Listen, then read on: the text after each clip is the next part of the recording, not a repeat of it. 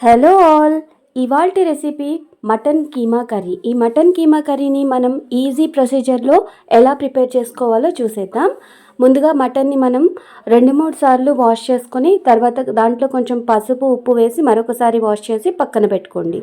తర్వాత మనం స్టవ్ మీద మీడియం సైజ్ కుక్కర్ని తీసుకుని దాంట్లో కొంచెం ఆయిల్ వేసి 2 చిన్న ఉల్లిపాయలు తీసుకుని చిన్న ముక్కలుగా కట్ చేసుకొని ఆయిల్లో వేసి వేయించుకోవాలి.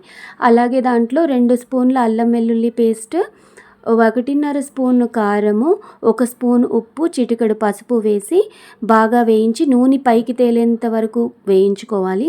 అలాగే పచ్చివాసన కూడా పోయేటట్టు వేయించుకున్న తర్వాత మనం ముందుగా శుభ్రం చేసి పెట్టుకున్నటువంటి మటన్ కీమాని ఇందులో వేసి ఒక 5 నిమిషాలు అటు ఇటు తిప్పుతూ వేయించిన తర్వాత ఇందులో కొంచెం గరం మసాలా వేసుకుని అలాగే 1 గ్లాస్ ఆఫ్ వాటర్ కూడా వేసుకుని మరొకసారి కలుపుకొని ఉప్పు సరిపోయిందా లేదో చెక్ చేసుకుని సరిపడేంత ఉప్పు వేసుకుని మనం కుక్కర్ మూత పెట్టి ఒక 5 విజిల్స్ వచ్చే వరకు ఉడికించుకోవాలి.